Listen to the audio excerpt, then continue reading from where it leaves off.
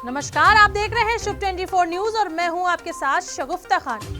Prime time Rajasthan में आपका स्वागत है। खबरों की शुरुआत करने से पहले नजर डालते हैं आज की सुर्खियों पर। अहमदाबाद ब्लास्ट केस में पुलिस को मिली बड़ी सफलता, मुख्य आरोपी सहित 2 को किया गिरफ्तार। धौलपुर जिले के कोतवाली थाने ने नाबालिग को किया दस्तयाब। दर्दनाक सड़क हादसे में 3 युवकों की हुई मौत। टाइगर हिल्स पर देर रात पुलिस टेंट में आया अजगर।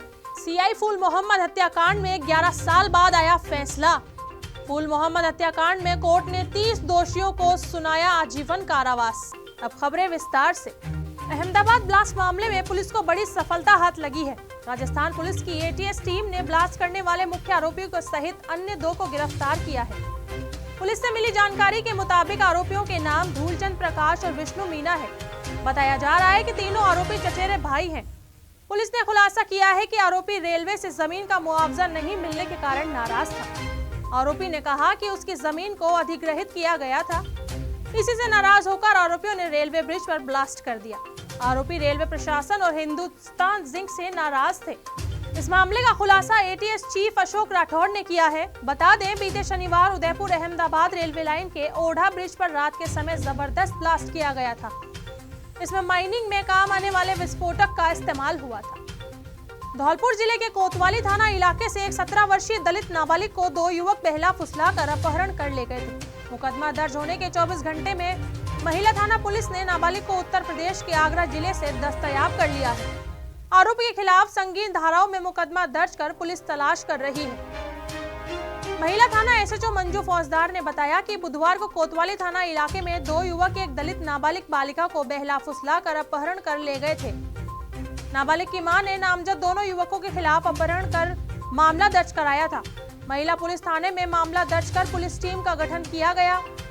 मुखबिर की सूचना पर नाबालिग बालिका को उत्तर प्रदेश के आगरा जिले से दस्तयाब कर लिया है। मामला SC/ST एक्ट का होने के कारण अनुसंधान सीओ सुरेश साखला को सौंपा गया है। दोनों आरोपियों के खिलाफ धारा 363, 366 AIPC और पॉक्सो एक्ट में दर्ज किया गया है। दोनों आरोपी युवक पुलिस को चकमा देकर भागने में कामयाब रहे हैं। पुलिस टीम आरोपियों के संबंध ठिकानों पर लगातार दबिश दे रही है। नाबालिग बालिका के पुलिस द्वारा पर्चा बयान के लिए जा रहे हैं। बालिका का मेडिकल भी कराया जाएगा। निवासी एक महिला ने 2 आरोपियों के द्वारा अपनी नाबालिग बच्ची को अपहरण कर ले जाने का मुकदमा महिला थाना पर दर्ज कराया था, जिसमें महिला थाना पुलिस ने तत्परता दिखाते हुए पीड़ित बालिका को 1 दिन में ही आगरा से दस्तयाब कर लिया है और अग्रिम विधिक कार्रवाई श्रीमान सीओ साहब सुरेश सांगला जी द्वारा जारी है। 363, 366 AIPC, पॉक्सो और SC/ST एक्ट। अब खबर सिरोही से। सिरोही जिले के आबू रोड से माउंट आबू जाने वाले सड़क मार्ग पर एक दर्दनाक सड़क हादसा घटित हुआ, जहां एक गुजरात रोडवेज की बस और बाइक के बीच हुए भीषण सड़क हादसे में 3 युवकों की दर्दनाक मौत हो गई। आपको बता दें, माउंट आबू जाने वाले सड़क मार्ग पर आरना हनुमान मंदिर के पास हुए इस हादसे में गुजरात रोडवेज की बस माउंट आबू से आबू रोड की तरफ जा रही थी। वहीं बाइक पर सवार तीनों युवक माउंट आबू जा रहे थे। तभी बीच रास्ते में यह दर्दनाक हादसा हो गया। घटना की सूचना मिलते ही माउंट आबू डिप्टी योगेश शर्मा मौके पर पहुंचे और मृतकों के शवों को माउंट आबू के सरकारी अस्पताल की मोर्चरी में रखवाया गया। वहीं घटनास्थल से दुर्घटनाग्रस्त वाहनों को हटाकर यातायात को सुचारू करवाया जा रहा है। साथ ही मृतकों की पहचान के प्रयास किए जा रहे हैं। चलिए रुक करते हैं अगली खबर की ओर, जो कि बूंदी से है। बूंदी मांधाता बालाजी टाइगर हिल्स पर देर रात पुलिस टेंट में अजगर आ गया, जिससे टेंट में सो रहे जवानों में खलबली मच गई। मांधाता बालाजी का मंदिर बूंदी की सबसे बड़ी पहाड़ी पर स्थित है। यहाँ पर 2 साल पहले हिंदू मुसलमानों का दंगा हुआ था। इसी पहाड़ी टाइगर हिल्स पर पुलिस और आरएससी के साथ जाब्ता लगा रखा है। बालाजी के मंदिर के पास हर समय 2 से 4 जवान ड्यूटी पर रहते हैं। बाद में जवानों द्वारा अजगर को रेस्क्यू करके अजगर को पकड़ा गया। सिरोही में अचानक डामर फैक्ट्री में सड़क निर्माण कार्य हेतु गर्म किए जा रहे डामर के ड्रम में जोरदार ब्लास्ट होने से आसपास के क्षेत्र में अफरा तफरी मच गई। अचानक हुए ब्लास्ट की चपेट में आए एक मजदूर की मौत हो गई तो वहीं 4 मजदूर गंभीर रूप से घायल हो गए।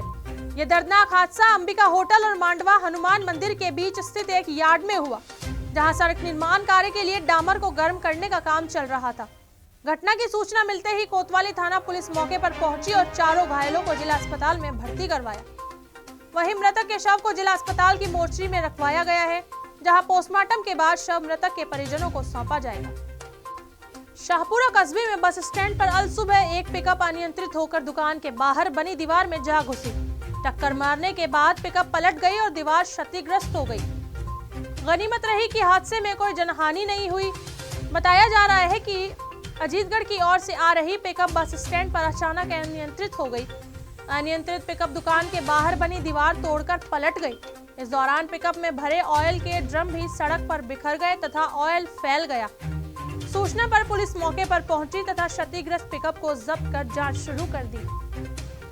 राहुल गांधी के वीर सावरकर के बारे में बयान देने के बाद अब बीजेपी ने राहुल गांधी का विरोध तेज कर दिया है। शुक्रवार को भरतपुर के बीजेपी कार्यकर्ताओं ने शहर के बिजली घर चौराहों पर राहुल गांधी का पुतला जलाया। बीजेपी कार्यकर्ताओं ने कहा कि वीर सावरकर के खिलाफ राहुल गांधी के बयान को देश भर में विरोध हो रहा है। कार्यकर्ताओं ने कहा कि भारत जोड़ो यात्रा जब राजस्थान में प्रवेश करेगी तो हर तहसील और हर जिले में भारत जोड़ो यात्रा का विरोध किया जाएगा। बीजेपी नेता नेम सिंह फौजदार ने कहा कि पूर्व राष्ट्रीय अध्यक्ष राहुल गांधी ने देश के स्वतंत्रता सेनानी वीर सावरकर के बारे में टिप्पणी करते हुए उन्हें अंग्रेजों का गुलाम बताया है। इस बयान के बाद पूरे देश में आक्रोश है, जिसके बाद राहुल गांधी का पुतला दहन किया गया है। बीजेपी का कहना है कि राहुल गांधी को सावरकर पर दिए गए बयान के बाद देश से माफी मांगनी चाहिए। कांग्रेस के पूर्व राष्ट्रीय अध्यक्ष और जिसको कांग्रेस का युवराज मानते हैं राहुल गांधी ने देश के स्वतंत्रता सेनानी वीर सावरकर जी के बारे में जो अश्लील टिप्पणी की है, अंग्रेजों का गुलाम नौकर बताया है, इसके पूरे देश में आक्रोश है, युवाओं में आक्रोश है। आज इसको लेकर राहुल गांधी का पुतला दहन करके हमने विरोध जाहिर किया है और राहुल गांधी की भारत जोड़ो यात्रा जब राजस्थान में प्रवेश करेगी निश्चित तौर पर हर तहसील में, हर गांव में, हर जगह उसका हम विरोध करेंगे। जब तक वो देश की जनता से माफ़ी नहीं मांगेगा तब तक हम इसका विरोध करेंगे। और 27 तारीख को माननीय मुख्यमंत्री उज्जैन में आ रहे हैं, इस मुख्यमंत्री के दौरे का भी हम लोग विरोध करेंगे। आपका नाम बताइए। मेरा नाम नेम सिंह फौजदार, प्रदेश प्रवक्ता किसान मोर्चा राजस्थान। बहुत बढ़िया। सवाई माधोपुर के सीआई फूल मोहम्मद हत्याकांड मामले में शुक्रवार को सजा का ऐलान करते हुए 30 दोषियों को आजीवन कारावास की सजा सुनाई है। सभी पर आर्थिक दंड भी लगाया गया है। दोषियों में तत्कालीन डिप्टी महेंद्र सिंह भी शामिल है। यह पूरी घटना 17 मार्च 2011 की है। इसमें 11 साल 8 महीने की लंबी सुनवाई के बाद आज यह फैसला आया है कि गौरतलब है कि फूल मोहम्मद हत्याकांड की जांच करते हुए सीबीआई ने 89 लोगों को आरोपी माना है। 16 नवंबर को कोर्ट ने इस मामले में 49 आरोपियों को बरी कर दिया है। इस मामले में 5 आरोपियों की मौत पहले ही हो चुकी है, वहीं 2 बाल अपचारी है जिन पर ट्रायल जारी है। पूरे मामले में 89 लोगों को आरोपी बनाया गया था, जिनमें से 79 लोगों के खिलाफ चालान पेश किया गया था। आज मामले का फैसला आने के बाद सभी आरोपियों को भरतपुर सेवर जेल भेज दिया गया। इस दौरान सजा सुनने के बाद मुलजिम और उसके परिजन बिलख पड़े। आज इस पूर्व मोहम्मद प्रकरण में न्यायालय द्वारा मुलजिमान को सजा सुनाई गई है। इसमें जो 30 मुलजिमान जो दोषी करार दिए गए थे, उन सब 30 मुलजिमों को आजीवन कारावास की सज़ा से दंडित किया गया है। इसमें महेंद्र सिंह कानबिलिया DYSP भी शामिल है, जिसको भी आजीवन कारावास की सज़ा सुनाई गई है, तथा सभी मुलजिमानों को अर्थदंड से भी दंडित किया गया है।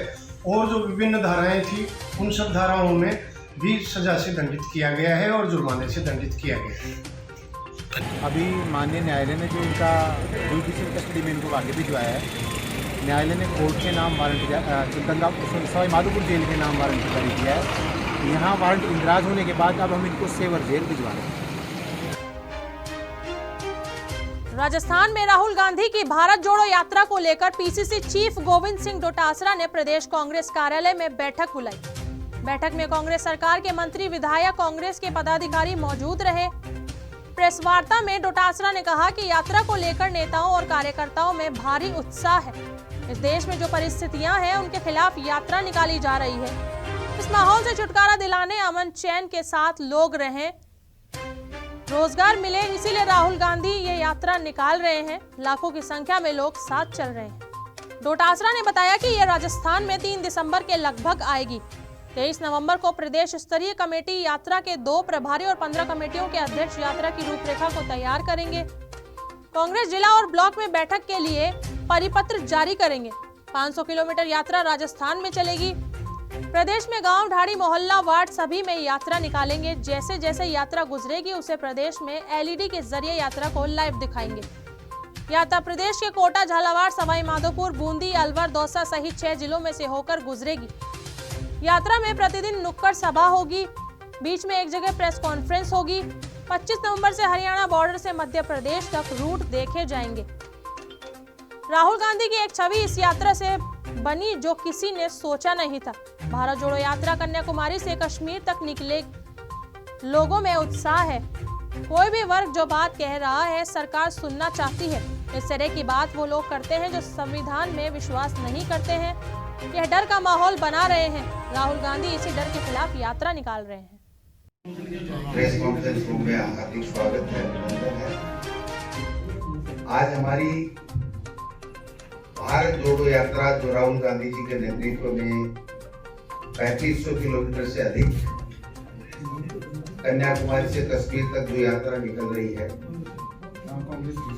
उसकी तैयारियों को लेकर के प्रदेश कांग्रेस कमेटी की तरफ से तमाम जो प्रमुख नेता हैं उनकी एक बैठक बुलाई गई थी, जिसमें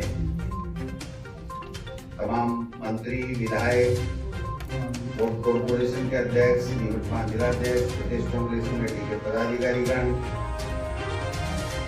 जो भी प्रमुख नेता उपस्थित थे, उनके साथ में हमने एक बैठक की। शिक्षा मंत्री डॉक्टर BD कल्ला ने शुक्रवार को सुषमा जैन के प्रकृति आधारित चित्रों की 3 दिवसीय प्रदर्शनी क्रिएशन का उद्घाटन किया। राजमाता सुदर्शना कुमारी कला दीर्घा नागरी भंडार आयोजित कार्यक्रम में शिक्षा मंत्री ने कहा कि प्राकृतिक दृश्य से जुड़ी कलाकृतियों में रंगों का संयोग सर्वश्रेष्ठ है। इसमें प्रकृति के अनेक रंग दिखने को मिले हैं। उन्होंने व्यक्ति चित्र तथा वन्य जीवों से जुड़ी चित्रकृतियों की सराहना की। डॉक्टर कल्ला ने प्रदर्शनी से प्राप्त आय जन कल्याण में समर्पित करने की घोषणा की सराहना की। संयोजक YK जैन ने डॉक्टर कल्ला को गुलदस्ता भेंट कर स्वागत किया। जैन ने बताया कि प्रदर्शनी में सुभाष जैन के 43 प्रकृति चित्र प्रदर्शित किए गए हैं। यह बीकानेर, सिंगापुर, प्राग, यूरोप में सृजित किए गए हैं। चित्रों में मिक्स मीडिया का प्रयोग किया गया है। एक ही चित्र में भिन्न प्रकृति के रंगों का प्रयोग किया गया है। सुषमा जैन के चित्रों की प्रकृति की छटाओं से ओतप्रोत है। राजस्थान के बूंदी में अद्वैतवाद की पराकाष्ठा देखने को मिली, जहां पर मृत बच्चों की आत्मा लेने उनके परिजन बस स्टैंड पर आए और अंधविश्वास का ढोंग करने लगे। जानकारी के अनुसार 21वीं सदी अद्वैतवाद की पराकाष्ठा देखने को मिली है। नीम का खेड़ा निवासी परिजनों के 23 साल पूर्व 2 जुड़वा बच्चे हुए थे, जिनमें से एक बच्चे की मौत अस्पताल परिसर में और दूसरे की बस स्टैंड पर हो गई थी। दोनों मृत जुड़वा बच्चों की आत्मा लेने आप परिजन बूंदी बस स्टैंड पर आए और पूजा की। परिजनों का मानना है कि वे बच्चे की भटकती हुई आत्मा को अपने साथ ले जा रहे हैं और बाद में विधि विधान से उनका क्रियाक्रम करेंगे। मैंने देखा कि जैसे वहाँ से वो लोग आए पहले सर, और यहाँ पे आके वो लेडीज रोने लग गई। मतलब ऐसा हमें लगा कि गिर गई सर, पूरा फैल गई, जैसे कि वो धोख लगा रही है, ऐसा फैल गई पूरा। और उसके बाद उन्होंने ये कुछ यहाँ पे पानी वगैरह, गोबर वगैरह डाला। उनका मानना ये है कि उनका बच्चा जो 23 या 25 साल पहले एक्सपायर हो गया, मतलब छोटा सा बच्चा, वो वापस से मतलब उनकी आत्मा वगैरह लेने के लिए आए थे वो लोग।